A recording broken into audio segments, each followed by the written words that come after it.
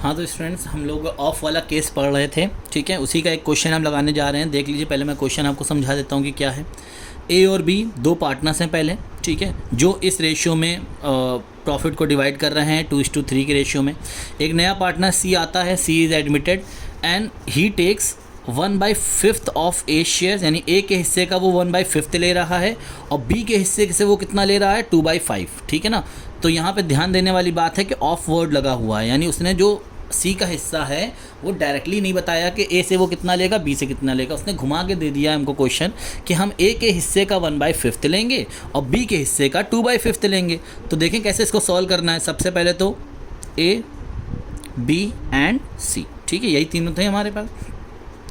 ए का initial share कितना है, या शुरुआत में अगर हम हिस्सा देखें ए का कितना है 2:3 के रेशियो में डिवाइड करें तो इनिशियल में इसका हो जाएगा 2/5, ठीक। बी का हिस्सा कितना हो जाएगा 3/5 और अभी सी के पास कुछ नहीं है तो सी को हम छोड़ देते हैं, ठीक है। तो सबसे पहली चीज़ तो आप ये निकाल लो कि जो सी पार्टनर आया है, सी वाला पार्टनर जो आया है, उसने कहा कि मैं 1/5 ऑफ ए का हिस्सा लूँगा, यानी ए के हिस्से का 1/5 लेंगे और बी के हिस्से से वो कितना लेगा 2/5 ऑफ बी लेगा।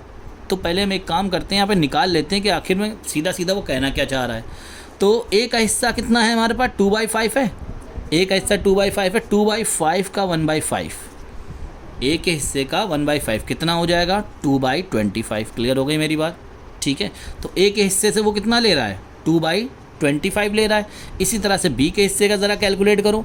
बी का इनिशियल में हिस्सा 2/5, बी के हिस्से से वो 2/5 लेगा। तो इनिशियल में बी का पहले कितना था, बी का इनिशियल में था 3/5 शुरुआत में, उसके हिस्से का वो लेगा 2/5। तो बताओ कितना हो जाएगा ये 6/25। तो ये देखिए हमको सीधा सीधा पता लग गया भाई कि वो ए के हिस्से से 2/25 लेगा, बी के हिस्से से वो 6/25 लेगा। तो जब हमको ये पता लग जाए कि वो ए से कितना ले रहा है, बी से कितना ले रहा है, तो बाकी का क्वेश्चन मेरा पहले जैसा हो जाता है, यानी हम माइनस कर देंगे। ए के हिस्से में से हम 2/25 माइनस कर देंगे और बी के हिस्से में से हम कितना माइनस कर देंगे 6/25। यही तो हमें निकालना था, ठीक। जब आप इसको सॉल्व करोगे एलसीएम लेके तो इसका एलसीएम आएगा 25, 5 5 जो 25, तो यानी 10 - 2 यानी कितना आ जाएगा ये 8/25। ए के हिस्सा कितना आ गया मेरा 8/25। इसी तरह से बी का जब आप सॉल्व करोगे तो 25 ये रहेगा, 5 5 10 15 - 6 9/25 इसका आ गया। तो बताओ सी का हिस्सा कितना हो जाएगा भाई। सी ने ए से कितना लिया 2/25, बी से कितना लिया 6/25, दोनों को ऐड कर दो तो ये सी का हिस्सा पता लग गया 8/25। डन, यहाँ तक कोई बात, ठीक। अब बताओ रेशियो कितना हो जाएगा इसका। इसका अगर हम रेशियो देखें, सॉरी 25 है ये, 25 मैंने 225 लिख दिया, 25 है ये। तो अगर हम रेशियो कैलकुलेट करें इनका, यहाँ पे मैं रेशियो लिख रहा हूँ कि A/B/C अगर आप कैलकुलेट करोगे तो ये ए से लिख लेते हैं मैं 8/25, 9/25 एंड 8/25। क्योंकि फ्रैक्शन में कुछ नहीं होना चाहिए तो एलसीएम हमें सेम करना होगा। एलसीएम ऑलरेडी देखिए 25 पे डिवाइड कर देंगे तो ये आपका आ जाएगा न्यू प्रॉफिट शेयरिंग रेशियो 8:9:8। ये आ गया मेरा क्या NPR। डन। तो ए, बी और सी का जो नया रेशियो आएगा वो 8:9:8 आ जाएगा, ठीक है। तो ज़रा सेक्रीफाइस रेशियो बता दो कितना है। हाँ देखिए सेक्रीफाइस ये दिया तो हुआ है। ए कितना सेक्रीफाइस कर रहा है 2/25, बी कितना सेक्रीफाइस ए कितना सेक्रीफाइस कर रहा है 2/25, बी कितना सेक्रीफाइस कर रहा है 6/25। तो सेक्रीफाइसिंग रेशियो कितना हो जाएगा उनका 2/25 ए का, 6/25 बी का, ठीक है। ये हमारा क्या आ गया सेक्रीफाइस। इसको रेशियो में कन्वर्ट कर लो क्योंकि फ्रैक्शन दिए तो ये बन जाएगा 2:6। क्लियर हो गई मेरी बात। 2:6 का मतलब कितना हो जाएगा 2:6 का मतलब हो जाता है 1:3, क्योंकि सिंप्लीफाई फॉर्म में रखना होता है। तो ये जो निकल कर आया ये मेरा सेक्रीफाइस रेशियो आ गया।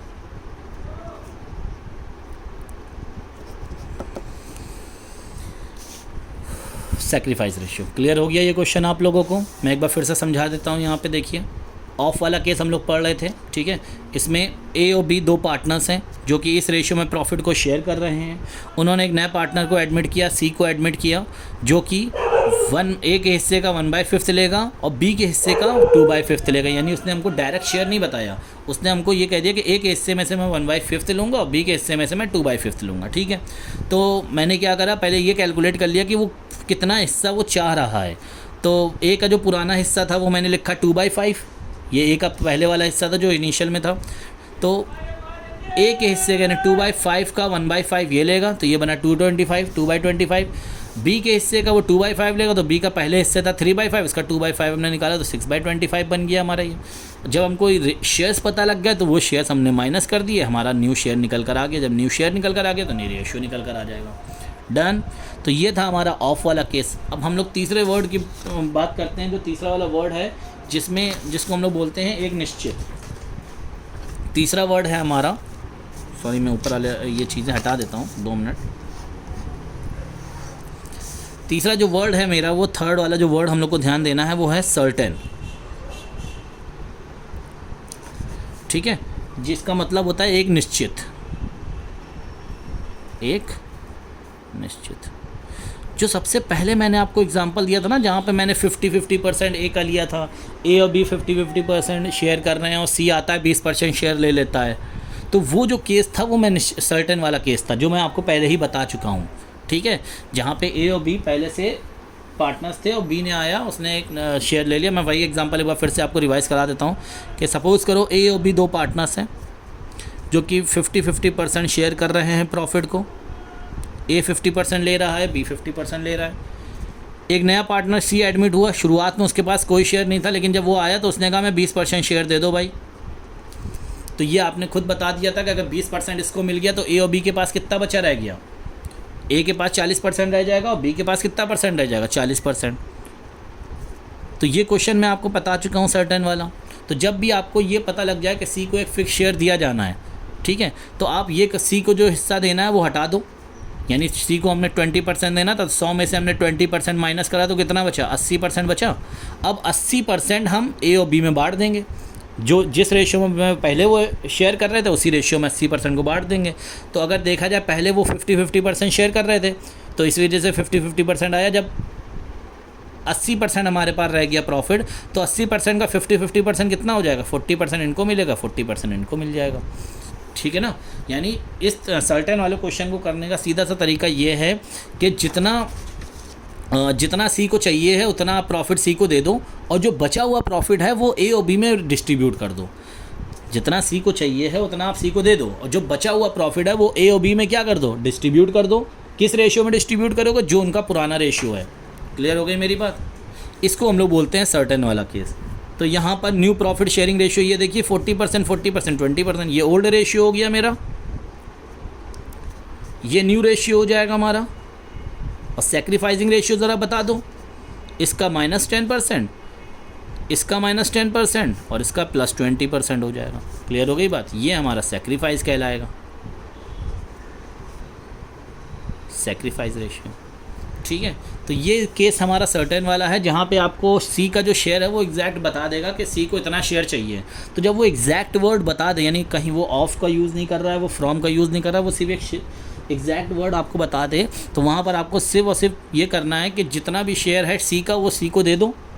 ठीक है, और जो बचा हुआ शेयर जो बचा, जैसे यहाँ पे देखिए 100% हम प्रॉफिट लेके चल रहे थे, 100% में बी का शेयर था 20%, तो 20% मैंने सी को दे दिया, बचा कितना, 80%। अब ये 80% को हम ए और बी में बांट देंगे, और किस रेशियो में बांटेंगे, जिस रेशियो में वो पहले डिस्ट्रीब्यूट कर रहे थे। पहले वो आधा आधा बांट रहे थे, तो अब भी हम आधा आधा दे देंगे, तो 80% का आधा कितना होगा, 40% इसको जाएगा, 40% इसको जाएगा। क्लियर हो गई मेरी बात।